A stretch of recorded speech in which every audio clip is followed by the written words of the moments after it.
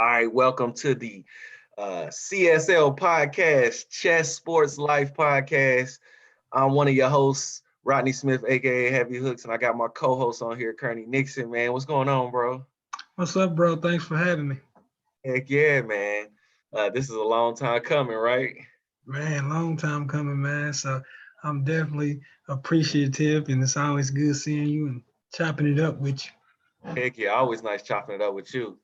I came up with the name Chess Sports Life because I think that's three of the biggest things that me and you like to talk about, and we think all three of those things are connected. What you think?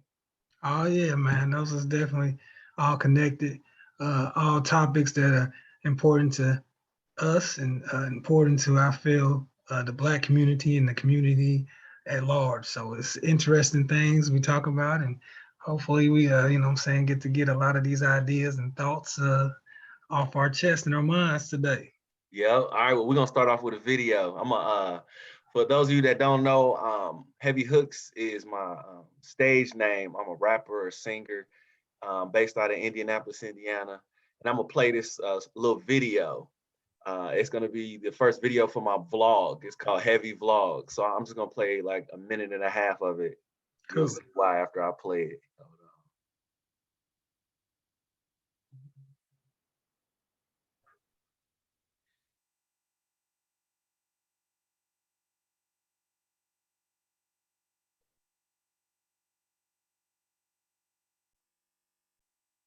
All right. Can you see the video? Yep. All right. Here we go.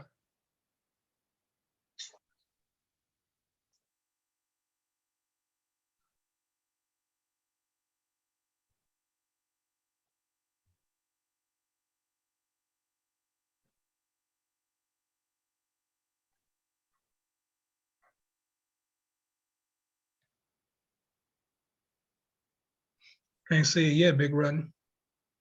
Oh, what'd you say? I can't see it yet. If the screen popped up, Oh, you couldn't see it. Hold on. Let me restart it. see if it pop up. All right. I thought you could see it. My bad. Let me try it again.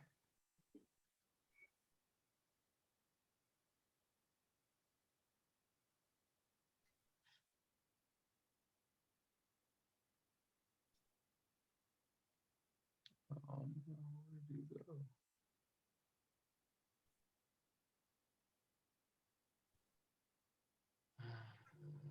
Man, hold on. I'm gonna get it going. Yeah, it's cool.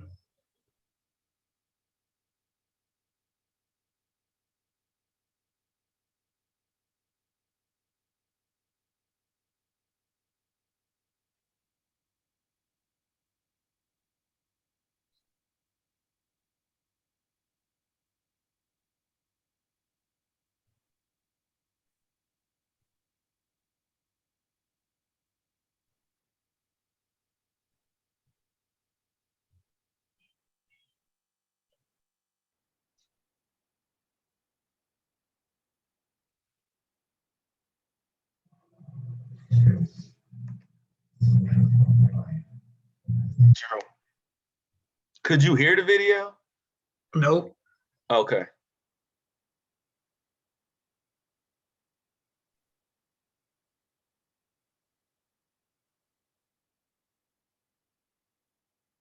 It's downloading.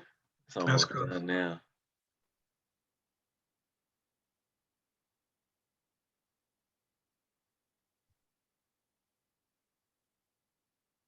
Okay. All right, let me try to share it this time.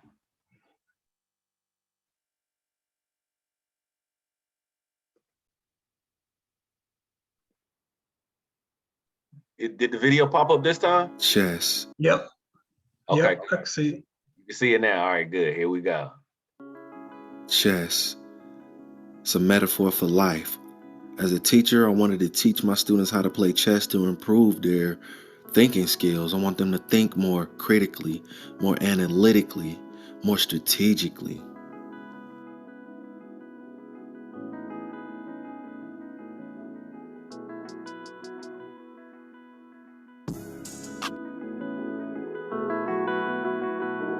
They look to the stars cause that's who we are. They steal our light so they can see tomorrow. They destroy the past, now they trying to go to Mars, but they will never make it cause that space is made for stars. What's going on? I'm Heavy Hooks in Indianapolis, Indiana, a rapper and singer.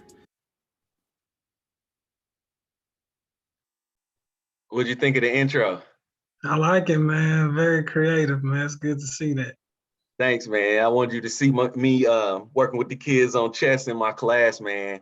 I got them playing. They want to play every day now. It's an amazing game, man, and it's good to, see you as a teacher and as a Black male teacher teaching those, young minds the most important thing that chess teaches, and that's how to think. So many things that it teaches, and we talked about this, but the main thing is thinking, what I'm saying, and being smart, making good choices, et cetera, et cetera. So it's good to see that, man. Man, it's funny you say that because that's the one thing the students don't want to do, especially the ones that look at the board that have never played before. They immediately say, I don't want to think. What do you think about that? And even when it's time to read, whenever it's time to think, the students get super frustrated and quit. What do you say to that? I mean, chess is not for everybody. Certain things are not for everybody, but I think once they start to play and once they understand, the strategies and, the tactics and all the things that go with it, I think they'll start to like it more. And then, like, as long as you explain to them that you can use it in any endeavor in life. You might not want to think in the essence of playing a chess, but if you're an athlete and you like football, or basketball, you can use thinking, and you're gonna need to learn how to think in those aspects. So some area in that young man or young woman's life, they're gonna have to think. So well, that's what I want you to hit on, especially since you brought up sports, because we both play sports and my students know that I played sports and they still don't think that thinking is involved if it's not pertaining to them actually playing. You know what I mean? They think it's okay to think, while they're playing or in practice or in a game, but they think outside of the game, they can get other people to think for them. What do you think about that concept? I would think, thinking for yourself is the most, important thing that you can do, and making choices and just being smart. So in any, like I said, with sports, you're gonna have to, think and be able to, maneuver. In life, you're gonna be able to think and make choices.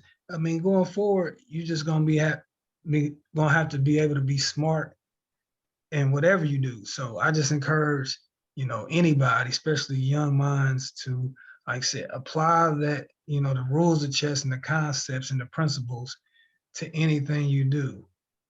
Yeah, okay, good. I'm glad those words that you just used is the point that I think all my students and anybody that's listening to this needs to understand, is that one of the reasons that me and Kurnie think chess is a metaphor of life is because in life, in sports, and no matter what you talk about, there's rules.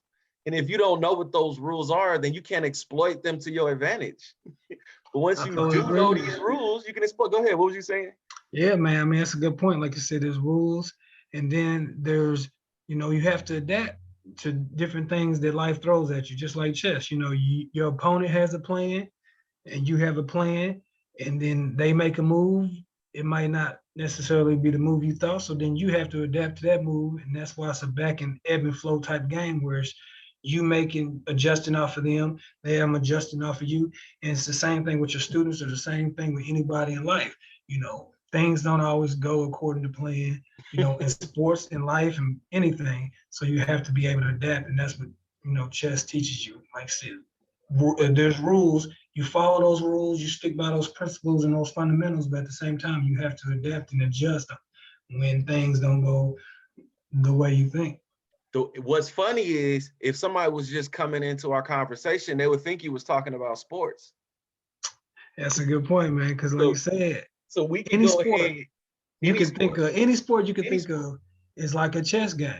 Whether it's an individual sport, what I'm saying, where you just one-on-one like boxing, with the strategy, with the tactics, with the thinking, with the concentration, the focus. Or it could be like you said, you was a basketball player, great basketball player. And, it can be basketball where, the chess the same way, where you got your pieces on the chessboard, rook, knight, queen, and all these pieces got to work together to stick to the rules, like you said, and to, try to win the game and to have a strategy. It's the same with basketball. All those players, point guard, shooting guard, center, et cetera, they all have to work together, just like the chessboard. All those pieces have to work together to win the game. Yep. Okay, so let's go ahead and transition into boxing. We got a big fight coming up on hold on. October 23rd. We got Shakur Stevenson going up against Jamel Herring. Jamel Herring. Shakur Stevenson's 24 years old, 16-0. And Jamel Herring, he's 35 years old, 23 wins, 2 losses, 11 of his wins by KO. So we got a very young person going up against a very older person. And if I'm thinking about my days coming up, the older person usually dominated because of experience. But I know these are professional fighters, so it's different than me thinking about high school and college. So what do you think about this matchup between Shakur Stevenson and Jamel Herring? I think it's a great matchup. Like you said, 2 top ranked fighters. Herring has the belt, but Stevenson, man, he's, like you said, he's younger, doesn't have as much experience, but at the same time was a world champion at 126, and got an interim belt at 130. I'm going with Shakur to win by unanimous decision. I just feel that his skill set, not just with the Herring fight, but just him as far as a boxer overall in any weight class, skill level is just better than Herring and better than a lot of fighters. His defense is impeccable. Like I say, he's one of probably the best defensive fighters in boxing right now. He has the youth. He's smart. He doesn't make mistakes. He sticks to the game plan. He doesn't get rattled. He has a nice jab. He's a southpaw. So I like Shakur, but I think Herring's a good fighter, but I think, what I'm saying, he's just a little bit over his head in this one. Okay. Back to like you were saying about Shakur, a lot of the experts are saying that he's similar to Floyd's defense, like he's a natural defensive boxer.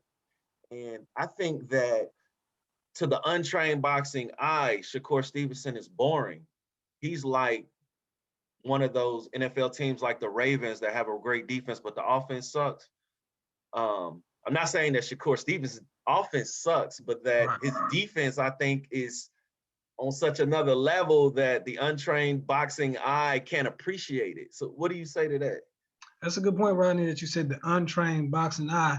People that don't follow boxing like me and you, or don't have that trained eye, they're going to always look for, the knockout. They're going to look for a puncher that's going to throw a lot of volume. They're not looking at the strategy, or like we was talking about, this is how chess and boxing is the same. They're not looking at the strategy. They're not looking at the patience. They're not looking at the tempo of the fight. You know what I'm saying? So I think with Shakur, just like with Floyd, like you were saying, defense is very good, and people don't appreciate the art of the defense. Like you said, they want to see a lot of punches and want to see the knockouts, and he can give you that, but like I said, his defense is his main thing, where he's going to hit more than being hit. And it's a beautiful thing to see. That's why they call it the sweet science. Yeah. But I think like you said, you have to have a trained eye and be more than just a casual boxing fan to appreciate how skilled, Shakur is. Okay, I got another question on this fight, and then we'll move on to the next fight. These are 2 disciplined fighters, because Herring is from the Marines. He was on the all-Marine team. And when I watch his fights, he doesn't get rattled, and neither does Shakur. So what do you think about their 2 styles of discipline? Yeah, I agree with you. Like you said, Herring, great fighter. Like you said, he's a world champion for a reason. He has the belt. Shakur's trying to take it. Like I said, very disciplined. You're never going to see him, like I said, out of control, wasting punches. Very good, defensively smart, discipline again with the strategy. So my bad. So my question then is, why will Shakur win then? If they're both disciplined, why will Shakur win? I think when you're matching up fighters, like I said, you got fighters, a lot of them discipline. A lot of them work hard. A lot of them, you know what I'm saying, have skills. But the thing about boxing, just like, and I hate to keep on going back to chess, it's about, you know, thinking. Yes, it's a physical sport. Yes, you're getting hit. Yeah, you're trying not to get hit. But if you think about it, it's whoever's going to be the smartest in there and whoever's going to make the least amount of mistakes and who's going to capitalize on their opponent's mistakes going to win the fight. It's just like chess. The key is to make as least amount of mistakes as you can and to capitalize on your opponent's mistakes. And just from, you know, looking at Shakur and looking at Heron's fight, Heron has lost a couple fights. Shakur is undefeated, but I just feel like Stevenson, Shakur, like I said, he's not going to make a lot of mistakes, and he's smart enough where he's going to capitalize on Heron's mistakes, and I just feel he's more skilled. Yeah. I agree with you on that. And since he's younger, I think them quick reflexes are going to be able to exploit Heron's mistakes when he does make them. So I'm with you on that. The next fight is probably I don't know if it's the biggest one or not because I want to see Gervonta fight. But November 6th, we got Mexican superstar, unified WBA, WBC, WBO super middleweight world champion Canelo Alvarez will face undefeated IBF super middleweight world champion Caleb Sweet Hands Plant. What's your thoughts on this fight, man? So it's a good fight, man. It's a fight at 168. In my opinion, Canelo is the best pound for pound fighter right now. You know, and I factor in resume, I factor in, you know, him moving up in a lot of weight classes. I'm factoring skill, record, et cetera, opponents. But I just think that anybody else other than Benavidez at 168, Plant could probably win because Plant has a belt. But I just think Canelo at 168, you know, can't be beat. And Plant, like I said, good fighter, skilled, smart, but it's just levels to boxes, levels to, you know what I'm saying, the game. And I think Canelo is just on a whole nother level as far as reflexes, as far as, you know, strategy, as far as his trainer, his game plan, you know, the competition he has fought in the past is better than Plant's. So I'm going to go with Canelo in that fight. Okay, then the way you're describing it to me, this reminds me of when Canelo fought Floyd.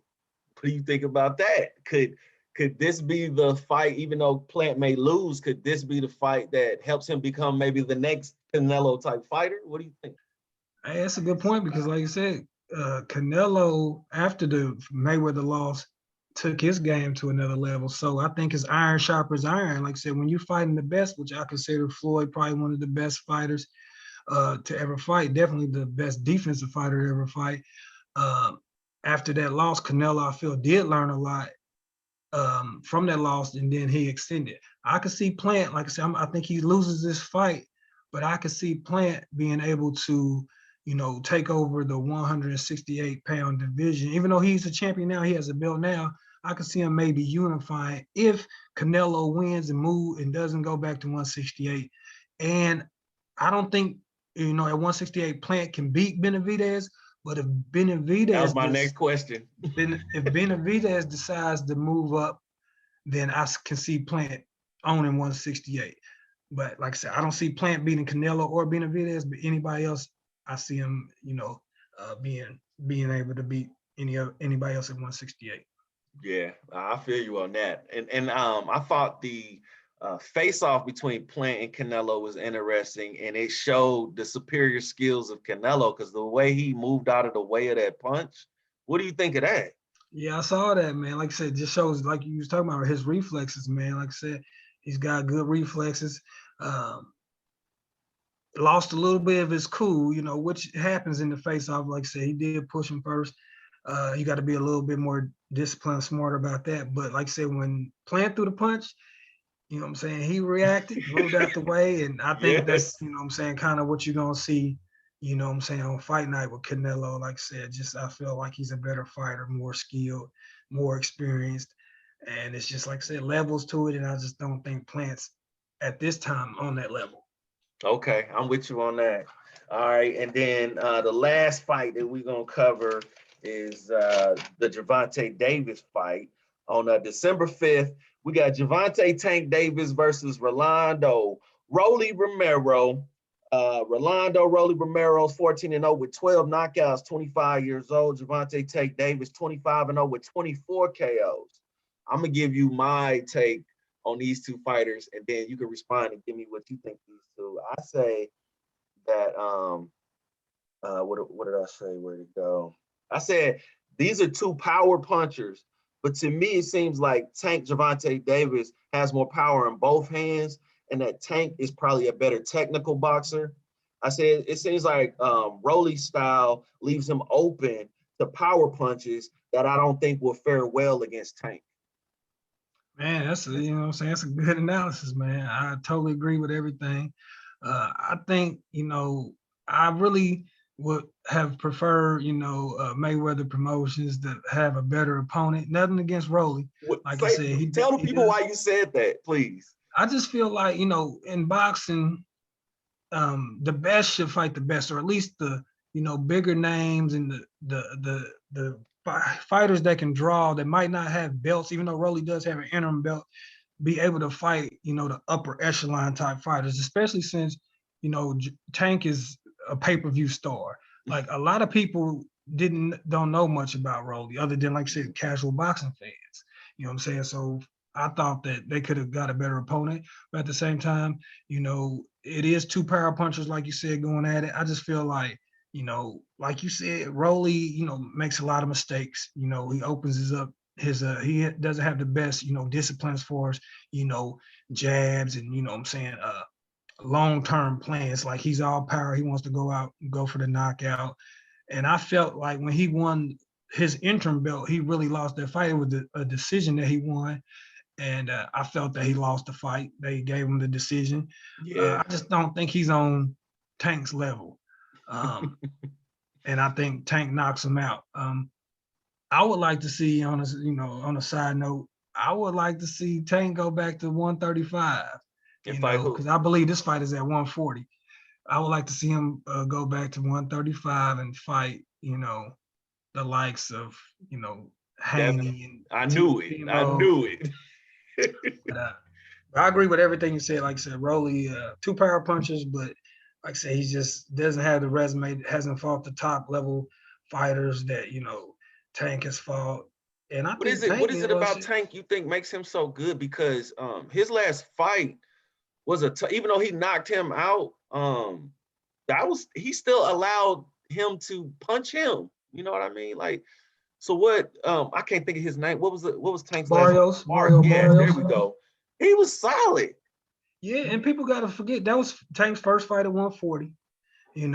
Barrios was a world champion, so he took Barrios' belt. Barrios had a longer reach, was a taller, Mexican fighter. He wasn't no pushover. Like I said, a lot of people might have not known him, but people that follow boxing, like I say, he was a world champion for a reason. He wasn't a pushover. So it was a tough fight because he was fighting his first time. Tank was fighting his first time at 140 against a world champion. I got what you're saying now. Okay. But I think that, he did, I felt he was losing the fight. Tank was losing the fight before the knockout, or it was close. It could have went either way. I was surprised that, his defense was a little better than the fight before, or the fight with, other opponents. But like I said, when you're fighting world champions, it ain't gonna be, a cakewalk. Yeah, I see what you're saying. He got the job done. So, against like I said, a world champion. So. Okay, so then I didn't have this plan, but okay, Devin Haney and Shakur Stevenson. Man, I love when we do, comparisons or, fight predictions, fantasy or realistic, it depends on the weight. I mean, I'm gonna be honest,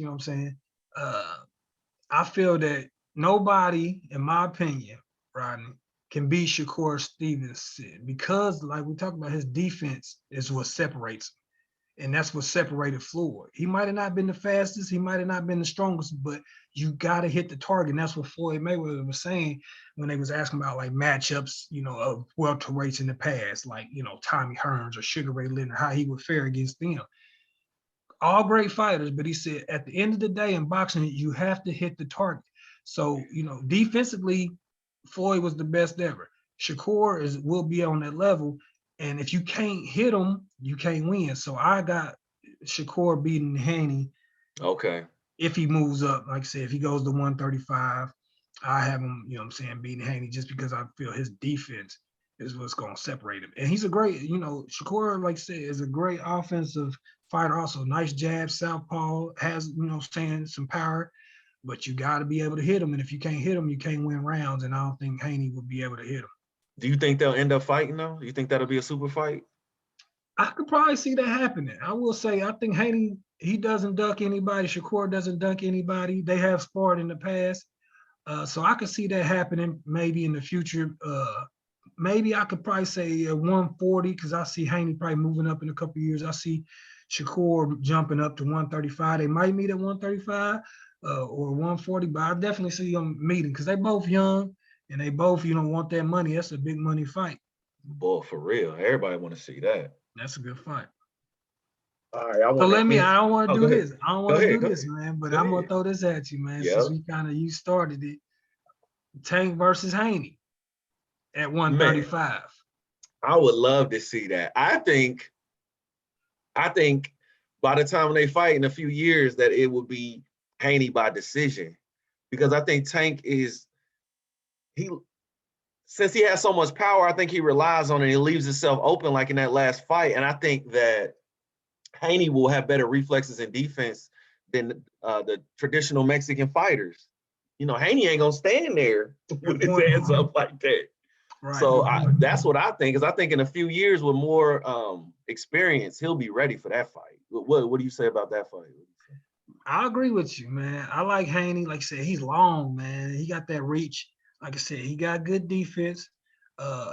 He's smart and disciplined. Like his last fight against Linares, he was just drabbing. Like I said, it might have not been the most exciting fight, and it might have not been, but he was disciplined. He was using his jab. He was moving, you know, being smart. So I think I give the edge to Haney just because of a skill level. He doesn't have the power, like you said, of a Tank, but Tank might be relying on wearing him down and having that power.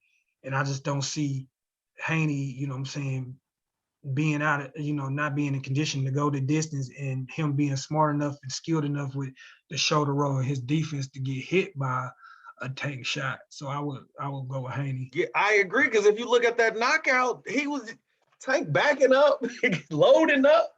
Yeah, it's just like even Haney ain't gonna give him that. Yeah, even Rodney when Tank beat Santa Cruz, you know what I'm saying? Santa Cruz was touching him. I think that's what I was thinking about. That's the punch I was talking about. Too until Tank got that knockout. And Santa Cruz is a, you know, world champion, great fighter. He was, you know, a little it wasn't as heavy as Tank was, you know. Tank was the bigger fighter. But when Tank fighting against, like I said, I feel a Haney, or if him and Shakur ever meet, I just feel those level fighters won't be able to, you know, be knocked out by him, and they can be able to outbox him. Oh, I got another question then. Oh yeah. I don't think in this country or in this world we can escape race. What do you think Canelo is ducking black boxers? I don't think so. Like I said, I don't think so. Because, you know, he did fight Jacobs. He did fight Mayweather. I believe he fought Mosley. Who? You know, he did fight Mosley. So he fought Sugar Shane? Okay. Yeah, I believe he fought Sugar Shane. So I don't think he's. But what about recently? That sounded like a long time ago. Yeah, it was a long time ago. But I think now, recently, he's just gonna fight the fighters that got the belts and that he feels is gonna generate the money. And I just feel like, off the top of my head, what happened with the Charlo fight though? That would have been a good fight. But I think, you know, you factor in, you know, scheduling, you factor in, like you said, you also got your promoters that got to come to terms with the different networks. Because at the time, I think he was with, you know, De La Hoya Promotions, and, you know, then Charlo's with Al Heyman. So it's a lot of other things that go into it. But me personally, you know what I'm saying, I don't think he's ducking black fighters. I don't think, honestly, man, in boxing, they get paid to get hit in the face for a living. So I don't think nobody ducking nobody. Okay. You know, it ain't like they scared to compete. I don't think that's the case. I think, like I said, they feel like, you know, they're putting their bodies on the line. They want to get some money. They taking a big risk anytime you step in there. So, you know, business-wise, they got to be smart where, okay, I got to fight. I want to make the most money as I can in this short, amount of career I got, however long it is. So I think that's the most important thing. Because if that was the case, a lot of people are like, why such and such don't fight such and such? Yeah. It's just like, it doesn't make sense economically. Yeah, it's probably a good fight on Okay. paper. A lot of people will watch it, but it just is not, economically best for those feasible fighters and at that smart at the time. time. So I don't Okay, think that makes sense. Okay. All right, because I wanted to know that. And I was not suggesting that either of the Charlos got the skills of Canelo. Yeah. I'm not suggesting that. All right, I got, you got something else? Because I got one more thing and then we can end it. I'm gonna throw one. Go ahead. We're gonna leave it. Who do you think, wins between Spence and Crawford, if that was to ever happen? You didn't read my mind this whole podcast. That is so tough. It's tough for me because I like Spence and I like Crawford and I want to see the fight. Honestly, I think Crawford will win. I just think he has better skills. I think he's more skilled. I think Spence is limited in what he can do. I think both of them are well conditioned, well disciplined. I think Spence has a great jab, but I think what Crawford has is the ability to be Bill Belichick and make in-game change-ups and switch stances and do whatever he needs to do to make up for whatever he wasn't doing right when he started losing. And I think he'll capitalize and win. That's what I think. What do you think? I think Spence, honestly, I think Spence wins. And I think it's an easy fight for Spence, man. Yeah, tell me why. I feel that I know people get, Crawford, don't get me wrong, skill fighter, like says, can go southpaw, can go orthodox. But if you look at him, he hasn't fought anybody at 147. He's at 147 right now, but he's not a big 147. Spence is a big 147. So I feel like he'll come in stronger and heavier on fight night than Crawford. People underestimate Spence's skills. Great defense, great reflexes, good jab, power, body puncher, True. Better resume than Crawford. You think about it, you compare who Crawford, fought at 147. He got, Horn, and he's fighting a lot of Spence's leftovers, Kell Brook. Now he's fighting Porter, who, Spence beat. So, okay, hold on. So then let me say something. So you're saying it's kind of like how when we were talking about Tank, the reason he struggles because he's moving up, fighting the best at that bigger weight class. So Crawford's been climbing up, and he's going to fight one of the best fighters there are. Is that kind of what you're saying? Yeah, that's what I'm saying. I just always think, and you hear boxer analysts say it all the time, the bigger fighter beats the smaller fighter. They're both fighting at 147 when it comes, but naturally, in Crawford, started off at like 135, 140, and that's how he won all his multiple belts.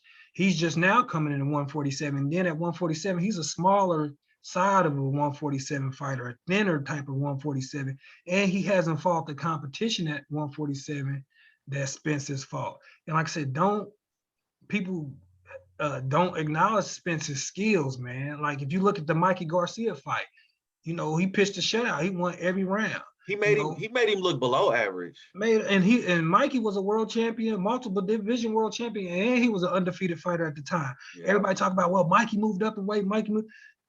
If that was the case, then it ain't about weight. It would have been, if it was a weight thing, it would have been Spence bulldozed him over and just beat him and knocked him out.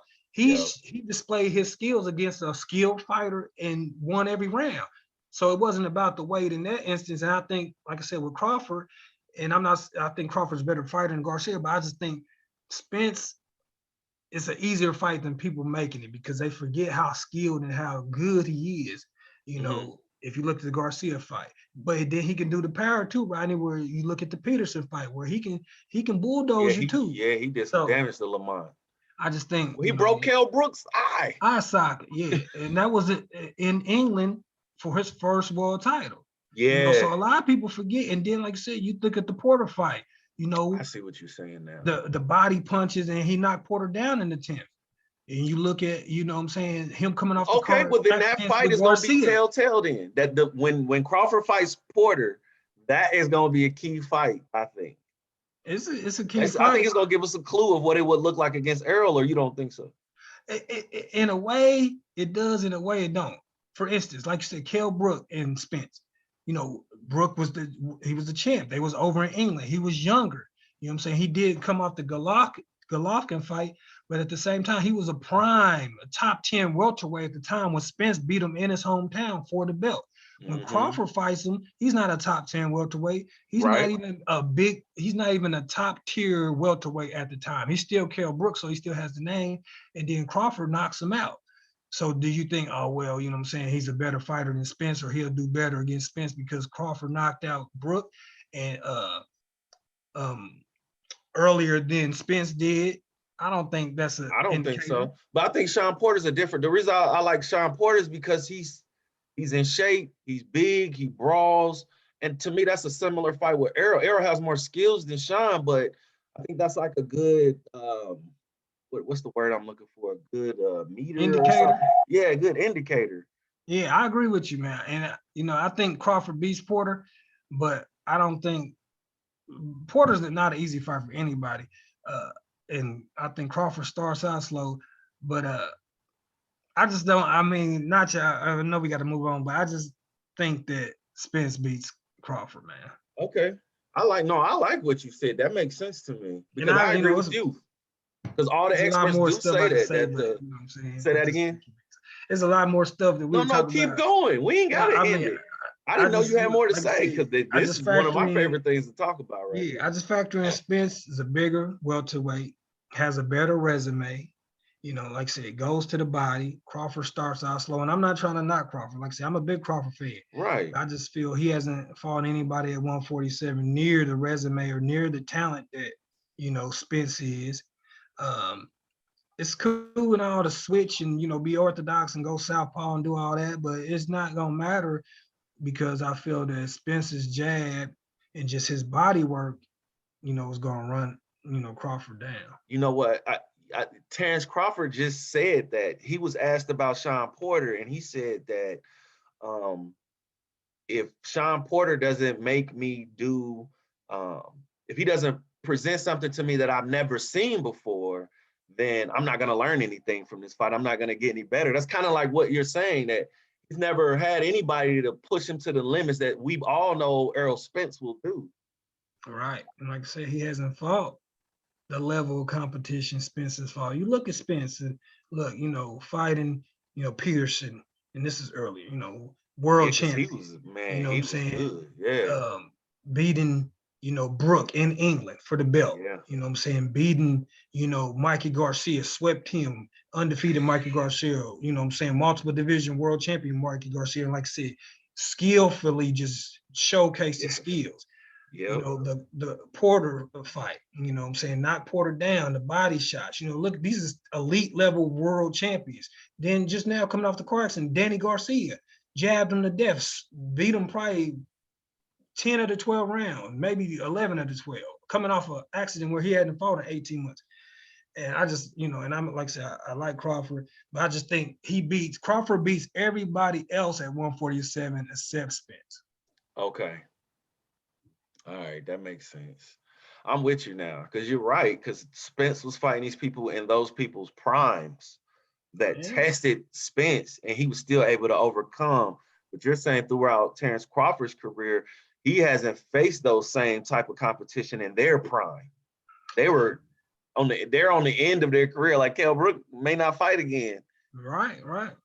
So okay, I'm with you on that. So what is it then? What is tricking our minds, like me and other fans, when we're watching Terrence Crawford, into thinking that he would beat Errol Spence? What is it? What are we not seeing? I think people are in love with the fact that he is skilled, which he is. You know, he can switch. Like I said, he can go southpaw, he can go orthodox. He does have knockout power. You know what I'm saying? He is slick.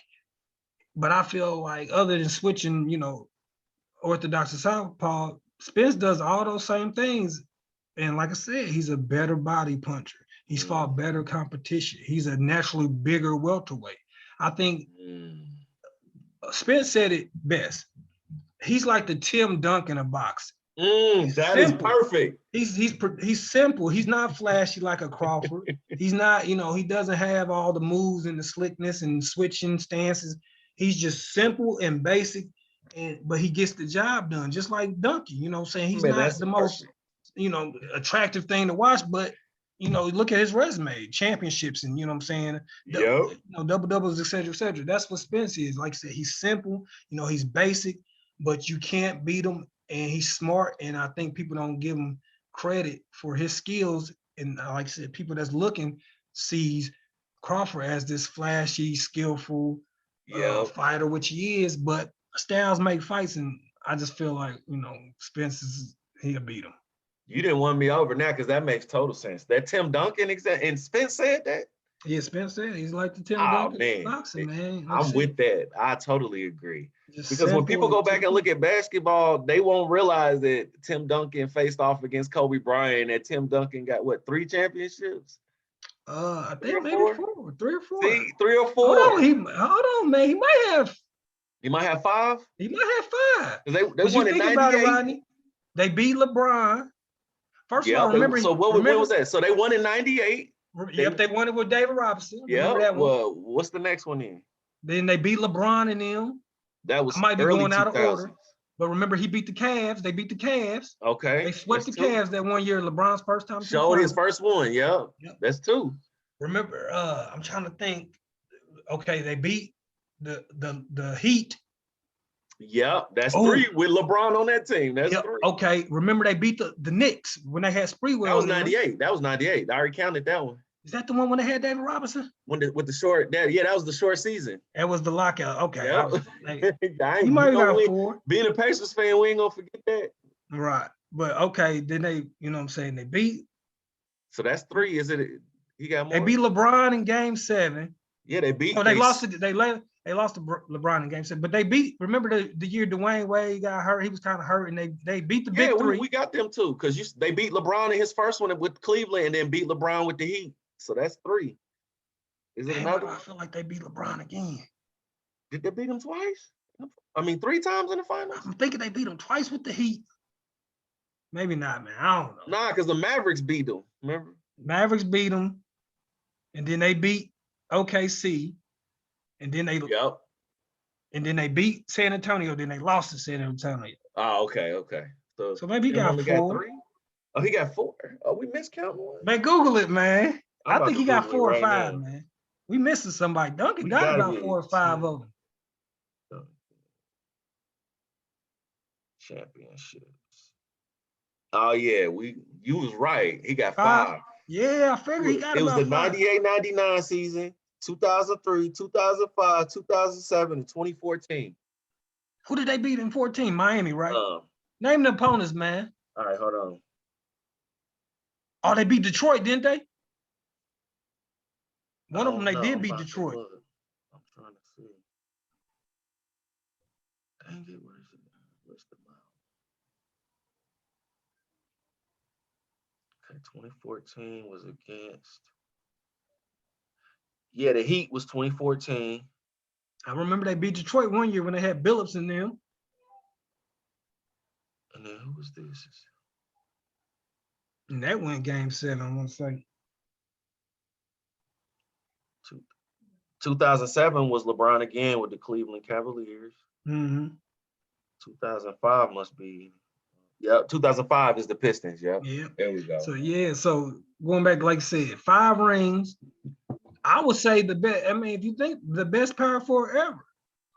Gotta be. Oh, but not a lot of people would say that, or not a lot of people would think about it until you mention, like I said, the 5 rings and the scoring and all the rebounding, et cetera, and the defensive player of the year awards and him being the #1 pick, et cetera, et cetera. Well, that's why, because he played at the same time as Kobe, so people would forget about Tim Duncan. That's a good point, because he came in '97, right? Yep. And Kobe came in '96. Yep. Yeah, man. So that's what Spence is. That's what Spence said. You know, that's a smart comment. Yeah. Man. All right, you got another one before I move on? No, we can move on, man. That's All good. right, this is my last one. I got to get your thoughts on this. Okay, so this is my thoughts because I don't know if you know this or not, but I say everything is political, and by definition, it is. If you look at Merriam's dictionary, the fifth definition of politics says the total complex relations between humans in a society. That means everything is political by definition. So I say, although I love boxing and UFC and football, I do think that the reason why we have a lot of these professional sports is because throughout history, rich people have been paying poor people to destroy each other. And I don't think that that takes away from the fact that you got to have skill and talent to play these sports. But I think that poor people get exploited and they get the short end of the stick because if we look at any of the sports, it's only a few people that end up making the millions. And everybody else gets exploited and they stay poor. They don't get medical bills taken care of. Like you got that scandal right now with NBA players. Did you hear about that with the medical fraud? Oh yeah, with the 18 players got charged. Yep. Yeah. So what do you think of my thoughts on that? I mean, you're right as far as like it's modern day slavery. If you think about it, you got the owners, the billionaires, that's, the boss of the employees, the basketball players, football players, the athletes that are millionaires. And even though they're making a lot of money, you think about it, the players, 20 million, 30 million, the higher level players, lower level players, Exactly. they still making good money. But at the same time, that's if that's a fraction of what they're really worth compared to they're doing all the work and they're putting the product on the floor. And I it just love the way goes to you show put that. you, if you factor in just say an NBA team, Rodney, and you got just say, one player, just say you got Curry or whatever, LeBron making 25, 30 million, it trickles down, so forth. And like I said, it's the poor people, doing all the work and the rich people, capitalize off them because you just think of what that means. If a owner can pay one player on a 15-man roster $30 million a year, and then the next one say 22, the next one 50, whatever, however it works, just think how much that man is worth. So going back to what you're saying, yeah, it's just the poor people, which in this case, not necessarily poor per se, as far as they're not getting, they're making, Right. Yeah, minimum no, I'm not wage. talking about the Right. millionaires. I'm Right. talking about the people who don't make it. Oh, you talking about the people that's on the roster, people that never make it. Let me say it again. The majority of the rich people in every sport started off poor, which means that the majority of people who don't make it are poor people. So they're still exploiting poor people. Does that make sense? Yeah, I mean, yeah, it's definitely exploitation, man. So you're right, man. It's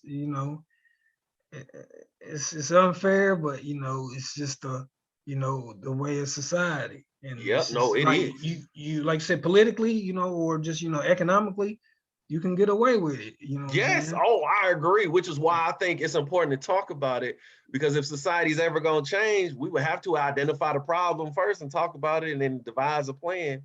So I don't think we should ever leave that out. I don't think we should always just be like, oh, it just is the way it is. Nah, Nick, I mean, we allowing it to be the way it is.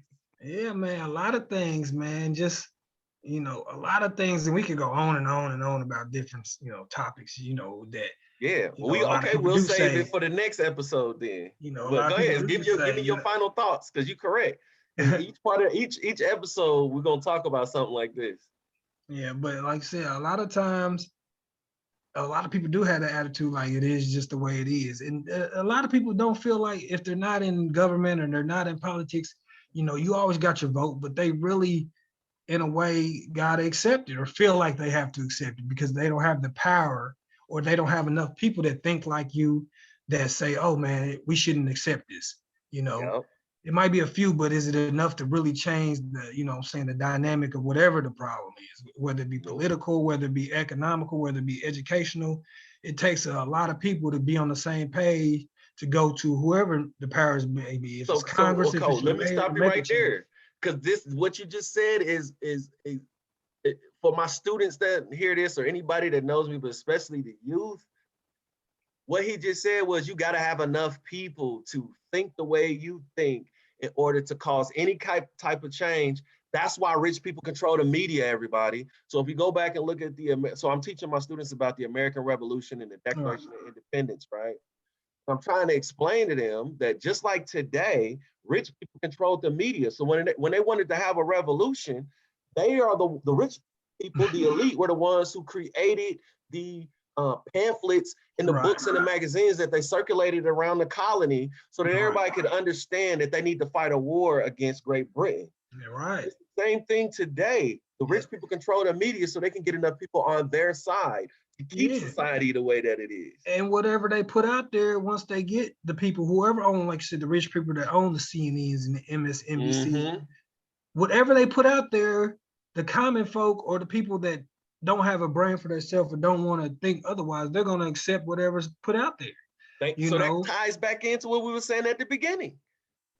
Yeah, whether it's I wanted to teach them chess. Go ahead. What'd you say? I'm sorry. Whether it's false or true, whatever they throw out there, like I said, the poor people or the people that's not educated or the people that don't want to think other than what they say is, you know what I'm saying, the end all be all, are going to have to take it and just ride with it. Yep. You know, and it's unfortunate, but like I said, it's the people, like I said, with the money that can control that narrative and control the way people think to the masses. And then, you know, they can manipulate you or they can, you know what I'm saying, feed you the truth. More than likely, they're not going to feed you the truth. Exactly. Or they're going to feed you just enough where you're going to be like, okay, I need to do this. I need to act accordingly or else. And that's just, like I said, how it is, man. So, you know, money definitely is power. Knowledge is power. And then when you got both, you really you can control the masses. Like boxing or chess. If you got the skills and the strategy and the means to implement that strategy, man, you deadly. Yeah, man. And one thing that you said too, but you didn't say it yet, but you said it to me, was that although we vote, you said, well, name one major change in society that was voted on. When we got out of slavery, did we vote on it? No. So people got to get out of this mindset that simply voting is going to change society. It's not. It's not, and I'm all about people voting, and I think it's a great right. A lot of people, you know what I'm saying, our ancestors died, you know, the narrative, et cetera, which is, you know, and I encourage people to vote. But like I said, you have to be realistic about, you know, for one, if you're talking about presidential with it being an electoral college, you know what I'm saying, your vote counts, but at the same time, it's an electoral college, so it might not, you know, go your way because of, you know what I'm saying, obviously the population or the demographic. But it's not going to change drastically a lot of things. By all means, go vote. But at the same time, it takes more than that to be able to create change, especially when you come to people, like you said, that have leverage and, you know, with money and connections and, you know, politics and, you know, all that. So, man, well, that was good. This is a great episode, man. Next week, we're going to do it again, man. This is CSL Sports. CSL Chess Sports and Life Podcast. I'm your co-host, Rodney Smith, Heavy Hooks. And who else we got with me? Man, this is Kurnie Nickson. I just appreciate you having me on. Like I said, man, I look forward to continue to do this, man. And like I said, I learned a lot from you. And you know, hopefully, you know, a lot of people will see this, you know, just listen and learn and apply it to, you know, your life. Yep, good. I learned a lot from you too, man. And next week we'll do it again. That'll work, man. You be safe, brother. You too.